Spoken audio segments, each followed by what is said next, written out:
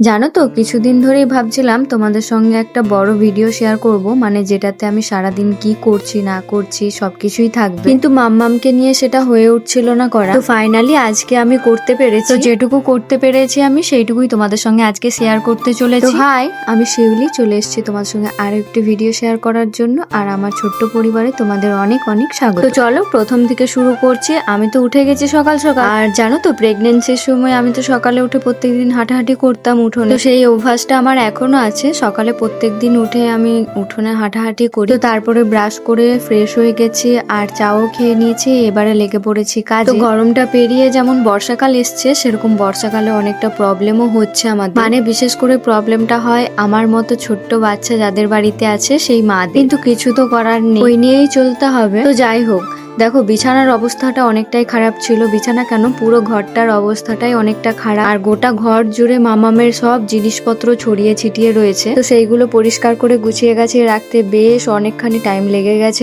আমি তো এখন বাবার বাড়িতে আছি, তার জন্য চেষ্টা করি মায়ের কিছু কিছু কাজ আমি যাতে করে দিতে পারি, যাতে করে মায়ের খাটনিটা একটু কম হয়। কারণ দেখো পুরো সংসারটাই মা একা হাতে সামলায়, মানে রান্না বান্না থেকে ঘর মোছা কাছাকাছি সবগুলোই করতে হয়। আর জানো তো আগে কাজ করার জন্য একটা কাকিমা ছিল, তার একটু প্রবলেমের জন্য সে ছেড়ে দেওয়াতে তারপর থেকে আর কোনো কাকিমা কাজ করেন আমাদের বাড়িতে। তো এতে করে মায়ের অনেকটাই প্রবলেম হয়। আর এখন তো অনেকটাই কাজ বাজ বেড়ে গেছে, যেহেতু মামামের জিনিসগুলো মাকে সবকিছু ঠিকঠাক করে রাখতে হয়। তো যাই হোক, এদিকে দেখো আমি এক এক করে কাপড়গুলো গুছিয়ে গুছিয়ে রেখে দিচ্ছি। এবারে চলে যাব আমি ছাদে। মা যেগুলো কাচাকুচি করে রেখেছিল, মানে যেগুলো অর্ধেক শুকিয়েছিল আর অর্ধেক ভিজা ছিল, তো সেইগুলোই আমি ছাদে মিলে দিতে চলে এসেছি, কারণ নিচে আর জায়গা নেই, অলরেডি সব জামা কাপড়ে ভর্তি হয়ে গেছে। আর আজ অনেকদিন পর ছাদে উঠে অনেকটাই ভালো লাগছিল, কারণ প্রেগনেন্সির পর থেকে আমার আর সেরকম করে ছাদে ওঠা হয়নি। তো এরপরে আমি স্নান কমপ্লিট করে চলে এসেছি স্কিন কেয়ার করতে। সারাদিনের মধ্যে আমি